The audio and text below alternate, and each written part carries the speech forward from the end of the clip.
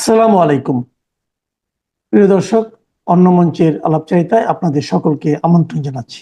বর্তমান রাজনৈতিক বাস্তবতায় দাঁড়িয়ে আমি একটা কথা বলতে বাধ্য হচ্ছি, বিএনপি এবং তারেক রহমান তাদের পতন অনিবার্য।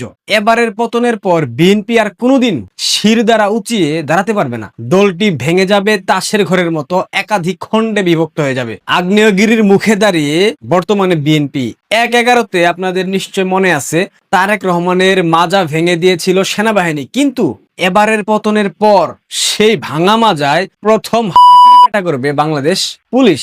দুইটা ভিডিও আপনারা দেখেন, এরপর বাকি কথা আমি বলতেছি। ৮ বছর আগে মিজেলসের ভ্যাকসিন দেওয়া হয়েছে, এরপর আর ভ্যাকসিন কোনো গভর্নমেন্ট দেয় নাই। সেটা হচ্ছে যে জ্বালানির জন্য, প্রথম কথা, জ্বালানির কোনো সংকট বর্তমানে বাংলাদেশে নেই। আচ্ছা, দ্বিতীয় কথা হচ্ছে এই জ্বালানি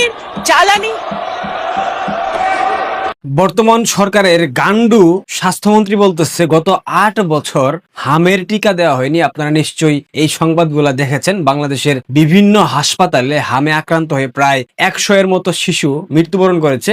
এর পরবর্তীতে যখন সাংবাদিকরা তাকে প্রশ্ন করেছে, সে বলেছে গত ৮ বছর হামের টিকা দেওয়া হয়নি, কিন্তু এটা সম্পূর্ণরূপে একটা মিথ্যাচার। ২০২৪ সালেও শেখ হাসিনা ভ্যাকসিন হিরো উপাধিতে ভূষিত হয়েছিলেন। এইটা আমার কথা না, গণমাধ্যমের সংবাদ, আপনারা নিশ্চয়ই স্ক্রিনে দেখতে পাচ্ছেন। নেক্সট যে ভিডিওটা দেখলেন, শ্যামা ওবায়েদ, বিএনপির পররাষ্ট্র প্রতিমন্ত্রী, সে বলতেছে বাংলাদেশে কোনো জ্বালানি সংকট নাই। এটার উত্তর আপনারা দিয়ে দেবেন, আমি আর বেশি কিছু বলছি না। পাশাপাশি স্বাস্থ্যমন্ত্রী আরো বলেছে, স্বাস্থ্য খাতের তহবিল শূন্য, তাদের হাতে হাসপাতালের জন্য গজ ব্যান্ডেজ কেনার টাকা পর্যন্ত নাই। গত 18 মাস দেশ চালিয়েছে ইউনুসের স্বাস্থ্য উপদেষ্টা এই অচল জাহানারা কিংবা ইউনুস এই কথা কিন্তু বলে যায়নি যে গজ ব্যান্ডেজের টাকা আমাদের কাছে নাই। তার মানে শেখ হাসিনার স্বাস্থ্য খাতে খরচ করার জন্য প্রয়োজনীয় অর্থ রেখে গিয়েছিলেন, সেই টাকা গত 18 মাস ধরে চুরি করেছে ইউনুস এবং তার লুটেরা বাহিনী। লুটে পুটে চেটে পুটে একদম শূন্য জায়গা রেখে গেছে বিএনপি সরকারের জন্য। বিএনপি এবং তারেক রহমান ঠিক এই সব কারণে ব্যর্থ হবে। একটা বিধ্বস্ত দেশ লুটপাটে সর্বশান্ত করে ফেলেছে, অর্থনৈতিক অবস্থা জঘন্য। এই দেশ ঠিক করতে না পারলে তারেক জিয়ার সমস্ত নিউ বিল্ড ইমেজ একদম ধসে পড়বে। তার অত্যাধুনিক পিআর টিম কতদিন ফেক ইমেজ ক্রিয়েট করে তাকে বাঁচিয়ে রাখতে পারবে সেটা সময় বলবে। মানুষের পেটে ভাত না গেলে, হাসপাতালে গিয়ে ওষুধ না পেলে, খাবার না পেলে, জ্বালানি তেল না পেলে পাগল হয়ে যাবে। তখন পশ্চাৎ দেশ বরাবর লাথি মেরে ক্ষমতা থেকে নামিয়ে দেবে বাংলাদেশের সাধারণ মানুষ। তারেক রহমান এইবার হারে হারে টের পাবে স্বাধীনতা পরবর্তী সময়ে ৭২ থেকে ৭৫ বঙ্গবন্ধু শেখ মুজিবুর রহমান ঠিক কতটা সংকটে পড়েছিলেন, ঠিক কতগুলা প্রতিবন্ধকতার সামনে তিনি রাষ্ট্র পরিচালনা করেছেন, যেই কারণে তাকে বলা হয় ফ্যাসিস্ট, তাকে বলা হয় তার জন্য দুর্ভিক্ষ হয়েছিল। এখন ২০২৬ সালে অর্থাৎ একবিংশ শতাব্দীতে এসে তারেক রহমান হারে হারে টের পাবে রাষ্ট্র পরিচালনা, ফুকলা রাষ্ট্র পরিচালনা করা ঠিক কতখানি কষ্টের। লাখ লাখ মানুষ বেকার হয়ে গেছে, বানিয়ে গেছে ইউনুস। এদেরকে চাকরি দিতে হবে তারেককে। হাজার হাজার কলকারখানা বন্ধ হয়ে গেছে, সেগুলো চালু করতে হবে। বিদ্যুৎ, জ্বালানি সব খাতে মধ্যস্বত্বভোগীরা মাথাচাড়া দিয়ে উঠেছে। দেশে যখন ওই ধ্বংসকাল আসে, তখনই এই লুটেরাদের আবির্ভাব ঘটে। পাশাপাশি তারেককে হেনস্থা করার জন্য জামাত এনসিপি তো রীতিমতো আছে। আগে প্রতিদ্বন্দ্বী ছিল বাংলাদেশ আওয়ামী লীগ, আর এখন প্রতিদ্বন্দ্বী জামাত এনসিপি কে কিভাবে তারেক রহমান ম্যানেজ করবে সেটাই এখন দেখার বিষয়। এরা অলরেডি মহা ক্ষমতাশালী, মবের শক্তিতে ক্ষমতাবান। এরা পারে না এমন কোনো কাজ আমি দেখি না, নাই। এর ফলে তারেকের জন্য সামনে কঠিনতম দিন অপেক্ষা করছে। এত কঠিন দিন আসবে তার মা প্রয়াত প্রধানমন্ত্রী বেগম জিয়ার কালেও আসেনি। হামে শত শত বাচ্চা মারা যাচ্ছে। ৮০ দশকের সময় বাংলাদেশে হামে মৃত্যু প্রায় বন্ধ হয়ে গেছিল। সেই মরণঘাতী হাম ফেরত এসেছে ২০২৬ সালে, যেটা ফেরত এনেছে ইউনুস। হাসপাতালে বাচ্চাদের জন্য বেসিক রোগের টিকা নাই, সাপে কাটার ওষুধ নাই, আইসিইউ গুলা বন্ধ। ইউনুস বাহিনী পুরো দেশ চুষে একদম ছেড়ে গেছে। কিন্তু ইউনুসকে আর কেউ ধরতে যাবে না, ধরবে তারেক রহমানকে। সব দোষ তারেক রহমানের হবে, কারণ তারেক এখন ক্ষমতায় বসে আছে। গত 18 মাসে ইউনুস বাহিনীর সাথে সমানতালে বিএনপি লুটপাট, চাঁদাবাজি করেছে, একথা অস্বীকার করবার কোনো সুযোগ নেই। ক্ষেত্র বিশেষে বিএনপি আরো বেশি করেছে, কিন্তু রাষ্ট্রযন্ত্রকে শূন্য করে দিয়ে গেছে ইউনুস। তারেকের এমন দুর্ভাগ্য, এখনো ইউনুসের সাথে ঈদের দিন কুলাকুলি করতে হয়। এখনো হান্নান মাসুদ, হাসনাত আব্দুল্লাহ, নাহিদ ইসলামদের মতো ছাত্রীদের তোর পানি শোনা লাগতেছে। সংসদে বসে এখনো জাইমা রহমানকে শহীদুলের বইয়ের সাথে হাহা হিহি করতে হচ্ছে, এগুলা অনেকটা দুর্ভাগ্য, তারেক রহমানের কর্মের দুর্ভাগ্য। এমন ধ্বংসপ্রায় দেশের ক্ষমতায় বসে স্বরাষ্ট্রমন্ত্রী শিলং সালাউদ্দিন এখনো ৭১-এর ইতিহাস নিয়ে কুস্তিতে ব্যস্ত, অথচ তার এখন প্রচন্ড ব্যস্ত থাকার কথা ছিল দেশের আইন শৃঙ্খলা পরিস্থিতি কিভাবে ভারসাম্যতা আনা যায়, উন্নয়ন ঘটানো যায়। দেশে আইনের সব ব্যবস্থা ভেঙে পড়েছে, পুলিশ থেকে শুরু করে আনসার সব বাহিনী প্রায় ধ্বংসপ্রাপ্ত, তাদের পুনর্গঠন প্রয়োজন। আর সালাউদ্দিন দুদিন পর পর লেকচার ঝাড়তেছে স্বাধীনতার স্বাধীনতার ঘোষণা নিয়ে। গতকাল আবার সংসদে সালাউদ্দিন যখন বাংলাদেশ পুলিশের মতো ঐতিহ্যবাহী বাহিনীকে ৭১-এর রাজাকারের সাথে তুলনা করে, তখন টপ টু বটম পুলিশ বাহিনী ক্ষোভে ফুসবে, এটা খুব স্বাভাবিক একটা ঘটনা। একে তো বিচার করবে না, তার উপর আবার রাজাকারের সাথে তুলনা, এটা পুলিশের কোন সদস্য ভালোভাবে নেয়নি। পুলিশ একটা প্রতিষ্ঠান, যখন যেই সরকার ক্ষমতায় আসবে তাদের নির্দেশনা মোতাবেক দায়িত্ব পালন করবে। পুলিশ প্রজাতন্ত্রের কর্মচারী, তারা রাষ্ট্রের দায়িত্ব পালন করে। এখানে কোন সরকার ক্ষমতায় এসেছে কোন সরকার ক্ষমতায় আসেনি এটা মুখ্য বিষয় নয়, কিন্তু তাদের উপর অন্যায়ের বিচার হবে না, নিশ্চিত থাকেন আপনারা। বিএনপি মাইনকার চিপায় পড়লে পুলিশ তাদের বাঁচাতে আসবে না, পুলিশ কোনো ফাংশন করবে না। পুলিশ একটা মহেন্দ্রক্ষণের অপেক্ষায় আছে, যে কোনো সময় পুলিশ বিদ্রোহ করলে তাতে আইন শৃঙ্খলা যতটুক টিকে আছে সেইটুক আর অবশিষ্ট থাকবে না, হয়ে যাবে। স্বরাষ্ট্রমন্ত্রী শিলং সাহেব এসব বইলা কোনো লাভ হবে না। ইউনূসকে তো দেখলাম মুক্তিযুদ্ধ আর বঙ্গবন্ধুকে ধ্বংস করতে গিয়ে পুরো দেশ ধ্বংস করে ফেলেছে, কিন্তু মুক্তিযুদ্ধ আর বঙ্গবন্ধুকে ১ মিনিটের জন্য প্রাসঙ্গিক করতে পারেনি। বঙ্গবন্ধুর জন্য বাঙালির আবেগ, ভালোবাসা, বিশ্বাস যেমন ছিল তেমন রয়ে গেছে, এমনকি আরো ক্ষেত্র বিশেষে বেড়েছে, কোনো কিছুই বদলানো যায়নি। তাই এসব নিয়ে আর সময় ব্যয় না করে নিজের দায়িত্ব পালন করেন। তারেক রহমান দেশ গঠনের কঠিন কাজ হাতে নিয়েছে, নিজেকে খলিফা উমর প্রমাণ করার কোনো প্রয়োজন নাই। ১২ ঘন্টা নাকি ৫ ঘন্টা কাজ করতেছেন, এইসব দিয়ে বেশি দিন চিরে ভিজবে না। সচিবালয়ে ধমক দিয়ে কাজে পাঠিয়ে বুড়ো আমলাদের সাইজ করলেন, কিন্তু কাজের কাজ কিছু হলো না। বাংলাদেশের মানুষ দেখতে চায় ফলাফল, তাই কাজটা হোক, দেখবে মানুষ, বাঁচবেন আপনি। আপাতত সেই চেষ্টা করেন। নিত্য পণ্যের লাগামহীন মূল্য বৃদ্ধি, জ্বালানি সংকট, আর সামনে সেচ মৌসুমে বিদ্যুতের হাহাকার সৃষ্টি হবে। মানুষের দেওয়ালে পিঠ ঠেকে গেছে। সরকার ইতিমধ্যে হোম অফিস এবং অনলাইন ক্লাসের ঘোষণা দিয়েছে, যা সেই ভয়াবহ করোনাকালীন সময়ের স্মৃতি আমাদেরকে মনে করিয়ে দিচ্ছে। সাধারণ খেটে খাওয়া মানুষ, আমলাতন্ত্র, পুলিশ, সেনাবাহিনী সব সেক্টরকে চূড়ান্তভাবে ক্ষুব্ধ করেছে বর্তমান সরকার ১ মাসের ব্যবধানে। পেটে ভাত না থাকলে কোনো আবেগ, ভালোবাসা কিংবা দলীয় আদর্শ টিকে থাকে না। সবচেয়ে বড় কথা, সবচেয়ে বড় সত্য, মিথ্যে না বলে জানপ্রাণ দিয়ে কাজ করে দেখান। মুক্তিযুদ্ধ নিয়ে তেনা পেঁচানোর কোনো প্রয়োজন নেই। আপাতত দেশটাকে বাঁচান, শিশুদের বাঁচান, আর পারলে জামাত শিবির রাজাকার এবং এনসিপির রাজাকারের বাচ্চাগুলাকে যথাসময়ে সাইজ করেন। তা না করলে সব চেষ্টা বিফলে যাবে, বেশি দিন লাগবে না। ইউনূস ভেগেছে 18 মাসে, আপনি কত মাস থাকতে পারবেন সেটা আপনার উপর নির্ভর করছে, আপনার কর্মের উপর নির্ভর করছে, গলাবাজির উপরে নয়। আপাত দৃষ্টিতে মনে হচ্ছে আপনার মেয়াদকাল সর্বোচ্চ 12 মাস হলেও হতে পারে। তবে তারেক রহমানের উচিত এখন ওই জেট ফুয়েল সংগ্রহ করে রাখা, কারণ কখন যে আবার চার্টার্ড ফ্লাইটে লন্ডনের পথে উড়াল দিতে হয় তার তো কোনো গ্যারান্টি নেই। প্রিয় দর্শক, আশা করি আপনারা সম্পূর্ণ বিষয়টা বুঝতে সক্ষম হয়েছেন। ভালো থাকবেন, সাবস্ক্রাইব করবেন, শেয়ার করবেন। ধন্যবাদ। সম্মানিত দর্শক, আজকের যে শিরোনাম, এই শিরোনামটি আপনাদের যে কোনো মানুষের কাছে খুব আশ্চর্য বলে মনে হবে। ডক্টর মোহাম্মদ ইউনূস এখন ক্ষমতাতে নেই, তিনি ক্ষমতা হস্তান্তর করেছেন। বাংলাদেশে তারেক রহমান সাহেবের শাসন চলছে, সংসদীয় গণতন্ত্র শুরু হয়েছে। বিএনপি সরকার গঠন করেছে বিরোধী দল 11 দলীয় ঐক্যজোট জামাতের নেতৃত্বে। এটা ধ্রুব সত্য। বিএনপির ক্ষমতা এখন প্রশ্নাতীত। তারা যেখানে হাত দিচ্ছে স্বর্ণ ফুলছে, প্রধানমন্ত্রী যেখানে যাচ্ছে সেখানে চাঁদের হাট বসছে। তিনি হাত নাড়ালে মানুষ হেসে দেয়, তিনি কারো দিকে তাকালে সেখানে আনন্দের বন্যা বয়ে যায়। তিনি গাড়ির গ্লাস নামালে বর্ষার আতর গোলাপের সুবাস আমাদের সমাজে ছড়িয়ে পড়ে। তিনি যা কিছু করছেন সবই শিরোনাম, হাঁটছেন সংবাদ শিরোনাম। তার কন্যাকে নিয়ে কোথায় যাচ্ছেন, তার কন্যা খেলা দেখতে যাচ্ছেন, তার স্ত্রী দেশের বাইরে যাচ্ছেন, কবর জিয়ারত করতে যাচ্ছেন, এগুলো সব এখন সংবাদ শিরোনাম। আমাদের দেশের মানুষের মধ্যে যে প্রচলিত রাজনীতির প্রতি আনুগত্য, যেটাকে বলা হয় এজাহারে তাজাল্লুল। এর প্রেক্ষিতে সবাই এখন বিএনপির বাইরে অন্য কোনো চিন্তা করতে পারছেন না। সবার ধারণা 2041 সন পর্যন্ত বিএনপি ক্ষমতায় থাকবে এবং তারেক রহমান সাহেব যতদিন জীবিত আছেন তিনি ক্ষমতায় থাকবেন। তাহলে তার বয়স যদি এখন 62 বছর হয়, তাহলে 100 বছর যদি তার হায়াত আল্লাহ থাকেন, তাহলে আরও 38 বছর তিনি প্রধানমন্ত্রী থাকবেন। তারপর তার স্ত্রী যদি ইচ্ছা করেন তিনি হবেন, তা না হলে তার কন্যা জায়মা রহমান হবেন। এটা হলো মানুষের সাধারণ বোধ এবং বুদ্ধি, এবং এটাই আমাদের দেশে হয়ে থাকে যে ক্ষমতার যে বৃত্ত এবং বলয় আছে এর বাইরে মানুষ চিন্তা করতে পারে না।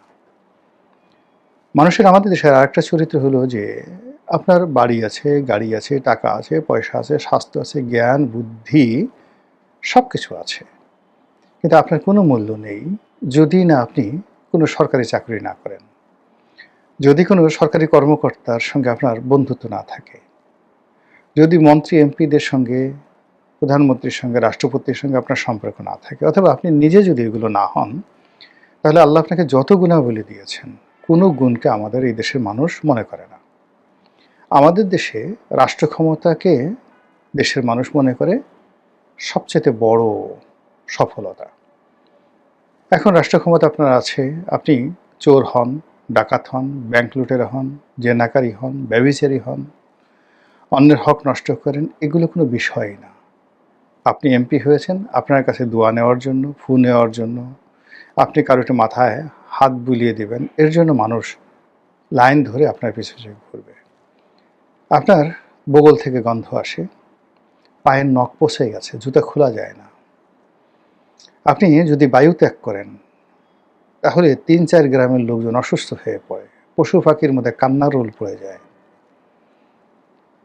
তারপর আপনি দাঁত মাজেন না, 4 দিন 5 দিন 10 দিন দাঁত মাজেন না, মুখের গন্ধে মানে কি বলবো, আশেপাশে মানে মশামাছি পর্যন্ত দূরে চলে যায়, হলুদ হয়ে গেছে আপনার দাঁত। আপনার জিহ্বা যদি একটু আপনি বের করেন, সাদা 1 ইঞ্চির মতো আপনার দুধের স্বরের মতো জিহ্বার উপর ময়লা পড়েছে। তারপরেও আপনি খেতে বসছেন, আপনি একটু মাংস খেলেন, ওখান থেকে একটা কামড় দিয়ে হাড্ডির একটা অংশ আশেপাশে একজন কাউকে দিলেন, সে তখন বলবে জীবনে এর সাথে আর কোনো প্রাপ্তি নেই। খাবার টেবিলে পোলাও কুরমা খেতে বসছেন আর আপনি একের পর এক বায়ু ত্যাগ করছেন, আশেপাশের লোকজন বলবে আহা, জীবনে এত আতর, গোলাপ, scent, perfume, the perfume of Paris জীবনে দেখেছি, হুজুরের বায়ুর মতো এত আরামদায়ক বায়ু আর কেউ নেই। এই হলো রাজনীতিকে কেন্দ্র করে, রাজনৈতিক ক্ষমতাকে কেন্দ্র করে আমাদের আধিক্ষেত্তা।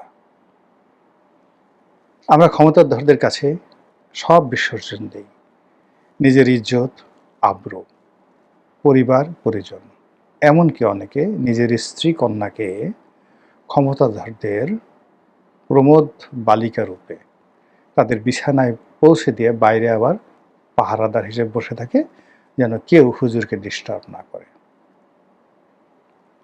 তো এই ক্ষমতা, এই কারণে মানুষ ক্ষমতায় যেতে চায়, এই কারণে মানুষ ক্ষমতা ছাড়তে চায় না, এই কারণে মানুষ ক্ষমতাকে নিয়ে স্বপ্ন দেখে, আর এটা নিয়ে মানুষ অনার সৃষ্টি হয়। অথচ পৃথিবীর ইতিহাসে সবচেয়ে হাজার হাজার বছর ইতিহাসে সমাজ তখনই সভ্য হয়েছে যখন যে সমাজে দার্শনিকদেরকে, জ্ঞানী গুণীদেরকে সবচেয়ে বেশি মূল্যায়ন করা হয়েছে, ব্রাহ্মণরা যেখানে শ্রেষ্ঠতর হয়েছে, কবি সাহিত্যিকরা, জ্ঞানী গুণীরা যেখানে শ্রেষ্ঠতর হয়েছে, অলি আল্লাহ গাউস কুতুবরা যেখানে শ্রেষ্ঠতর হয়েছে, ওই সমাজ, ওই রাষ্ট্র, ওই দেশ, ওই কাল ইতিহাসে অমরত্ব লাভ করেছে। আর আমি যে কাহিনী বললাম, এই কাহিনী যেখানে আছে সেখানে উগান্ডা হবে, বুরুন্ডি হবে, আমাজনের জঙ্গল হবে, সাহারার মরুভূমির সেই যে অসভ্যতামি সেই রাজ্যে শুরু হয়ে যাবে। আমাদের দেশে যেন এই ঘটনাগুলো না হয়, এই জন্য আল্লাহর কাছে পানাহা চাই। যেটা বলছিলাম, ডক্টর মোহাম্মদ ইউনূস ক্ষমতা ছেড়ে চলে গেছেন, কিন্তু তার আচার আচরণ দেখে মনে হচ্ছে তিনি আবার ক্ষমতা আসতে চান। তিনি অনেক মেহনত করে, কষ্ট করে সেই যমুনাতে এসেছেন জনাব তারেক রহমান সাহেবের সাথে দেখা করার জন্য। এখনো পর্যন্ত তিনি এসএসএ প্রোটোকল পাচ্ছেন, এবং সেই প্রোটোকল নিয়ে তারেক রহমান সাহেবের সাথে দেখা করতে কেবলমাত্র যমুনার গেট থেকে তারেক রহমান সাহেবের সামনে আসতে তাকে 1.5 ঘন্টা অপেক্ষা করতে হয়েছে। 88 বছরের মানুষ, একজন মানুষ কতটা ক্ষমতা লোভী হলে, কতটা ক্ষমতাকে ভালোবাসলে, ক্ষমতার সঙ্গে অ্যাটাচড থাকার যদি ইচ্ছা থাকে, তাহলে কোন পর্যায়ে হলে একটা মানুষ এই কষ্ট করতে পারে? কই আমরা তো গেলাম না, আগ্রহী হলো না,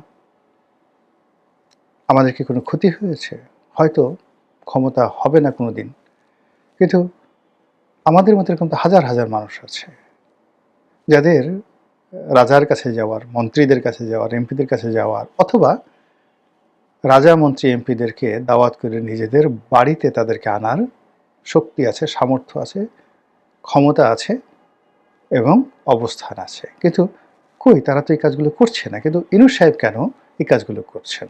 ইট মিনস স্টিল তার এই ক্ষমতা ফিরে আসার আশা আকাঙ্ক্ষা আছে। আমি আস্তে আস্তে যাচ্ছি। 2 নম্বর হলো, সে পার্লামেন্টে গেছেন, দর্শক সারিতে বসছেন। বিশ্বাস করেন, আমি 5 বছর এমপি ছিলাম। এমপি থাকাকালীন অবস্থায় আমার কতগুলো ইনহেরিট পাওয়ার আছে। যেমন সংসদের লাইব্রেরিটা আমি ব্যবহার করতে পারি। সংসদের যে একটা ক্লাব আছে, সেই ক্লাবের আমি আজীবন সদস্য। ওখানে ব্যায়াম করা যায়, খাওয়া যায়, রেস্টুরেন্ট আছে, সব কিছু আছে। এরপর সংসদ সদস্য, সাবেক সংসদ সদস্য হিসেবে সারা দেশে সার্কিট হাউসগুলো ব্যবহার করার আইনগত আমার অধিকার আছে। আমি তো একদিনের জন্য কোনোদিন সংসদে যাইনি। এমনকি আমার বন্ধুবান্ধব যারা সংসদ সদস্য, সাবেক সংসদ সদস্য বা বর্তমান সংসদ সদস্য রূপে ওই সংসদের ভিতরে বিয়ের অনুষ্ঠান আয়োজন করেছে, আমি সেই বিয়ের অনুষ্ঠান পর্যন্ত যাইনি। আমার তো, আমি ওদিকে তাকাইও না। আমি কোনোদিন মানে ওখানে চটপটি খাওয়ার জন্য যাই না।